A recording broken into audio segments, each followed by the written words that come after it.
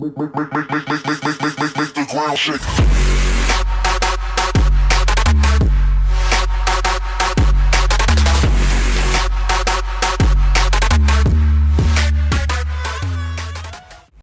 Hello everyone and welcome to another tank review. This time we are going to look at the tier 8 American heavy tank, the T32. Now the T32 is a tank that is certainly an upgrade of the T29, but is not a much of an improvement tier for tier, because to me at least as it has strengthened the things that were good on the T29, but left out the bad things. As the T20, as always, we will look into the armor, and as with the T29, the turret is awesome, and if not even better tier for tier, because just look at these armor values here: 298 millimeters thick on the gun mantlet. Around the gun mantlet is 298 as well, so tier 10s won't be able to pen you. Trust me, you can easily go hull down with this turret. Maybe a tier 10 TD with a gold shell might get through this gun mantlet around the gun here, but even that might struggle. You have this prominent turret hatch here, which is only 152 millimeters thick, but if you look at the angling and the size of it, you will see that it is not the easiest target to hit in the world, especially if you are moving even the slightest. This patch here are, even though it's very hard to hit, it's easy to hit, and it's pretty flat. If I'm honest, it's only 76 millimeters thick and it doesn't have much of a great angle, so you might get lucky on or unlucky if you are driving the T32 and get pen here. The turret roof isn't easy to hit for any tank because the T32 is very tall, so if you can shoot it here, it's only a 25 millimeter stick, but most of the time you won't be able to. Now, this thing that I have noticed that happened to me for a couple of times, which is extremely annoying, is that if an enemy hits you here, it's a guaranteed penetration, not on the turret but on the hull, because as the shell ricochets, it goes into the hull, which is an auto which is pretty easy penetration from there on in, as you will see in the replay. The hull, even though it's much thicker than the T29, it can only bounce tier 7, some tier 7s and some tier 8s, and definitely tier 6, but anything apart from that range, it is an easy penetration. As you can see, hard at 27 at a decent slope, so if you angle the tank a bit like this, you can easily pull off a bounce on another T32, for example. Definitely pull off a bounce on those hard at 22 millimeter Russian guns with 175 pen, unless they are firing gold.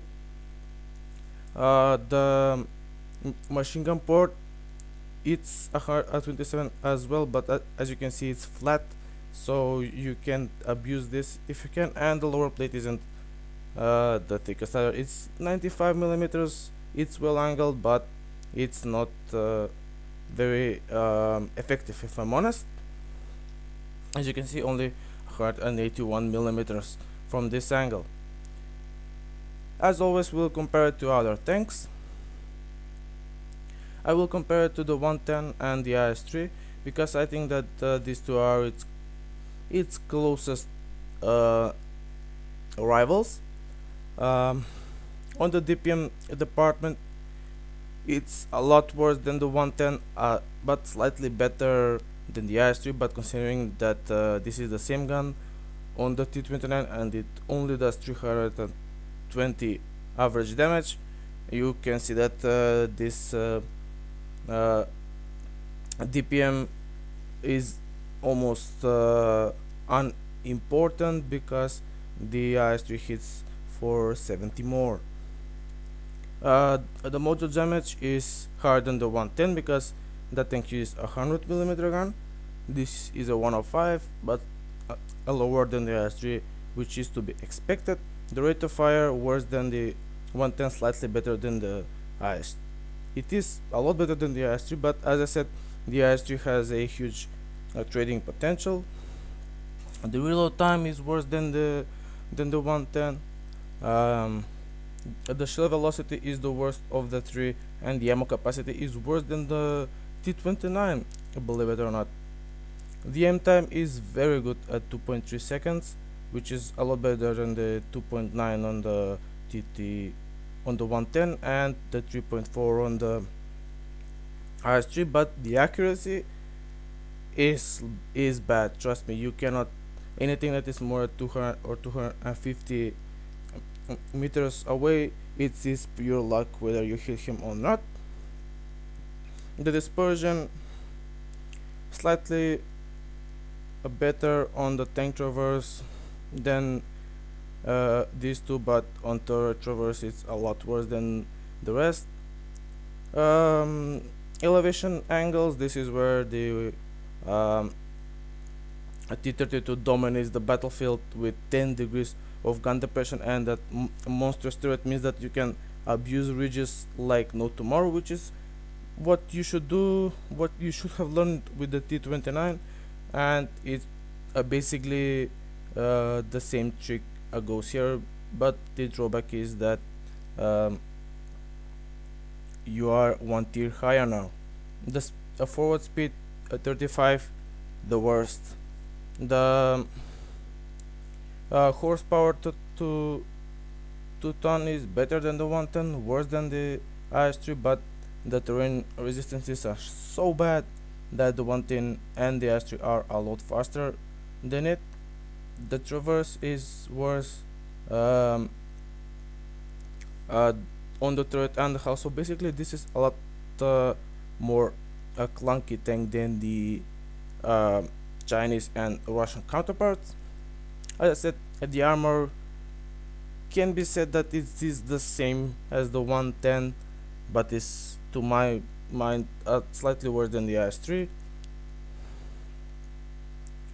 The health pool is slightly above average. The view range is something that this thing boasts, and you can mount coated optics, but we will get to that later. And this thing pretty much weighs quite a bit more than the other two. For equipment, I would use is a vertical stabilizer as on any tank, a gun rammer, and either vents or optics. Watch suit your boat. Half of the grind I've gone with optics and half with vents, and I kind of have to say that I prefer optics because even though vents can help you in those rolling situations, it is not that big of a help, and optics can outspot anything really with those 400 and base 400 base view range, and pretty much just dominate other tier 8 and other heavies really. For consumables, the standard really can apply here. A fire extinguisher, repair kit, and a med kit. You can use a cola, but I wouldn't, because you do get set on fire quite frequently. For the crew, apart from the OS as Brothers in Arms and Six Sense and that sort of stuff, After that, I would go safe storage, situational awareness. You do have two loaders, so you can go with adrenaline rush as well. Off-road driving helps a lot. A clutch braking isn't a bad option. Smooth ride also helps. So basically, the standard a heavy layout, go with repairs, then a drop as soon as you hit 100%, and choose the perks that you think that you might need the most. I think that was enough of a spreadsheet reading. Let's get into some tier 8 and some tier 10 battles. And off we go with the first game. As you can see, it's a standard battle on mines. Since 9.12 I do have some issues with the loading time, so I always get around 5 to 10 seconds late after the battle starts, as you saw there with the delay I had. As you can see, the T32 is not the fastest of machines, far from it. But since there is no artillery, there is no point of me getting up on the hill, and I can just work this ridgeline here and abuse the view range. The turret, this T43 is trying to get up on the hill.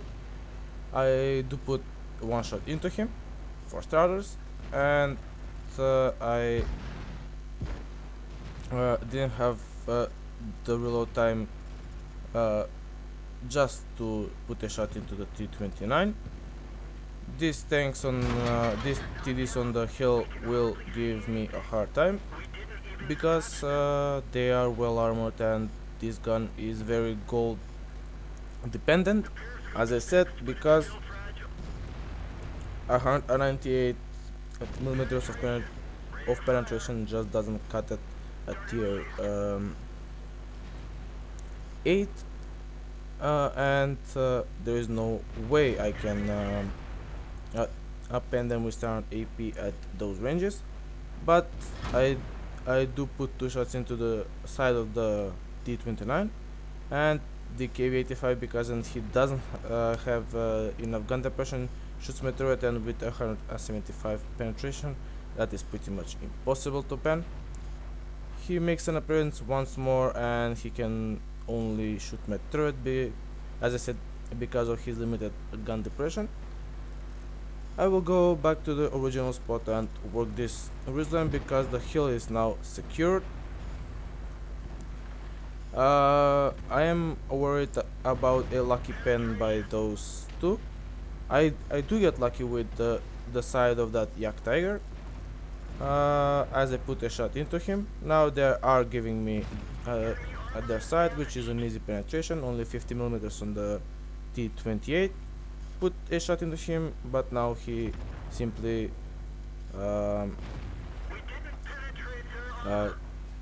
turns back. That shot should have penned, but sadly it didn't. I will try to put another shot in. Luckily it flies through, pinning him in the portus, and I'm already up to 2.2k damage. This Yak Panzer IV should be an easy kill, and believe it or not, he pens me. Where does he pen me?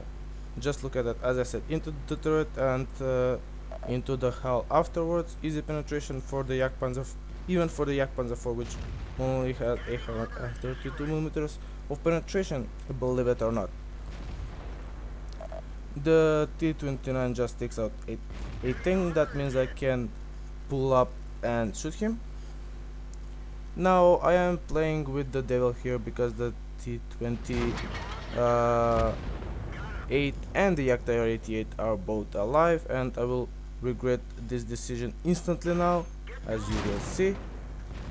I do track the IS-3, and now the Yak Tiger is shooting me in the side. So does a Yak Panzer IV. The Yak Tiger 88 shoots me one more time. The Yak Panzer IV shoots me And the Yak Tiger once more. I do load APCR and put a shot into him. He misses. The T29 can shoot me in the hull and pen me easily. Luckily he is taken out and the Panzer IV is spotted. I do put a shot into him and switch back to AP. There is no point of me wasting my ammo on him. I will try to put a shot into the IS-3 if I can, but I highly doubt that I can put a shot at least more than once, and he gets taken out. And let's look into the post-battle results. Here are the post-battle results of that very quick game, I must say, and an easy game because I did have camping TDs, and with mounted coded optics it was easy to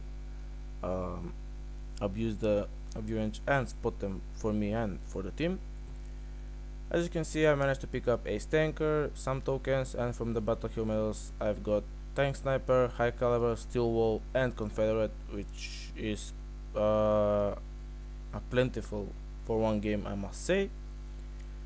If we look into the team score, we can see that we did finish top on damage, experience, and with 2 kills we were on top of that as well.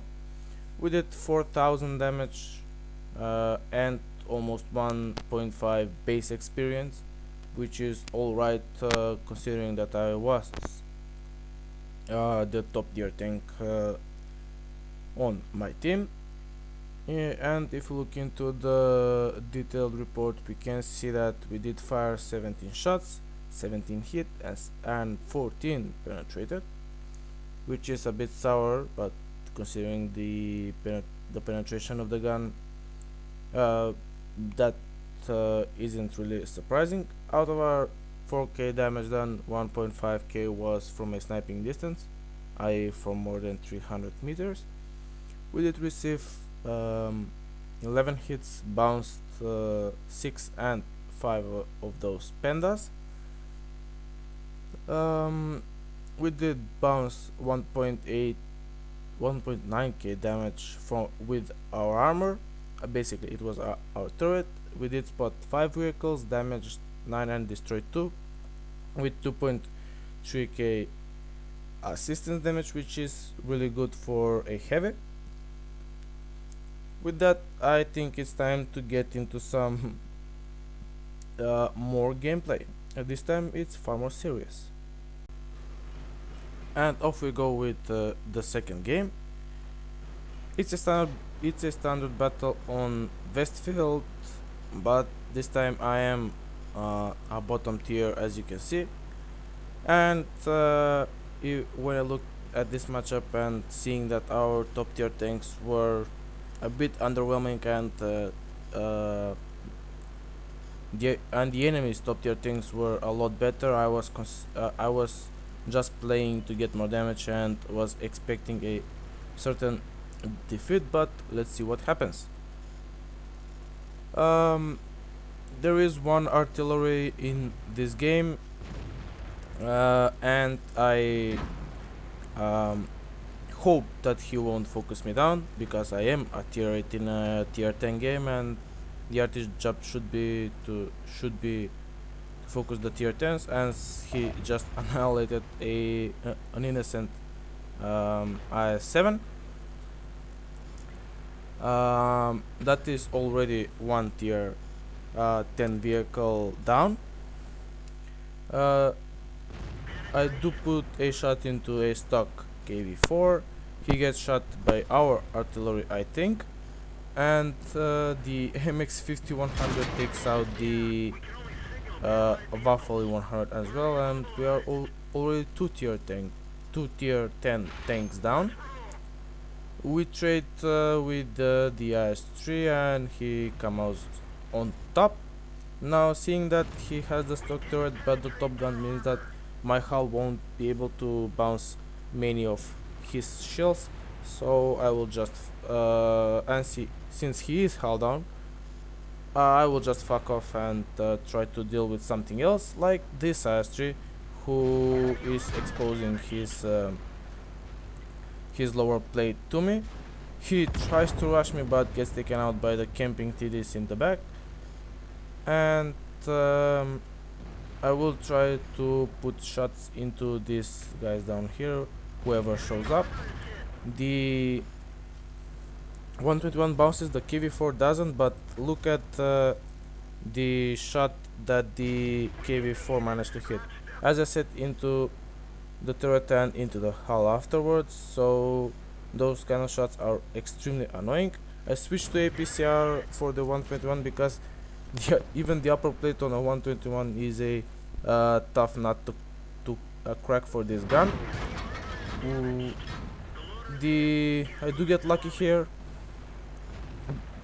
for the bounce of the 5100 on the side of the turret, and the Centurion puts a shot into my side and takes out my loader. He shoots the turret this time and bounces. I am still firing APCR, but I don't know which tanks I will shoot from now on. I do realize that there is no point now because I've been shooting at flanks of tier 10, so even those are an easy penetration, so I will just savor my APCR because there is still a mouse in play. The Forge gets too optimistic at this point. I do put one shot into him. I do believe that he has 3 shots. Does put 2 in the T28 prototype, but luckily he gets taken out with me putting 651 damage into him. I do put a side shot into the Centurion Action 10, and this is now a very tricky shot considering that my gun isn't very reliable. That shot, I don't know what happened, maybe it was lag, maybe it wasn't, but it should not have been taken if I'm honest. The mouse, if he tries to rush me, it will be I will certainly be able to see him because it is a mouse. The Centurion Action 10 shoots my turret once more, and as I said, even tier 10s struggle with it. Now, seeing that the Centurion Action 10 is backing off and the mouse is on the flank, I decided that it is not the best engagement to deal with these guys frontally, so I will just try to go from this side and see what happens. I forgot to mention that for this game I am not using coded OPEX bad ventilation. I just like to test out the how it goes. Our E4 isn't a very good player, if I'm honest. He bounces 2 shots in a row now, and I have to deal with a mouse myself at tier 8. Do roll high on the penetration part to pen him in the turret. He fires as well, misses, and I do have I do know that I did have the reload advantage on the mouse, so that means that I could have easily taken out the Centurion Action 10 with ease. The mouse certainly knows what he is doing because he is angling. He baits one shot into me, and this is probably the moment where we won the game. The E4 gets lucky, armor eggs the mouse, which means that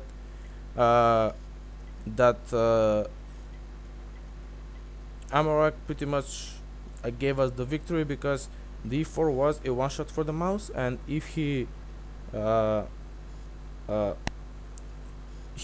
have enough HP to take a hit and take out the E4, but luckily for us, unlucky for him obviously, was that he was Amarak, and now we have a much greater chances of victory.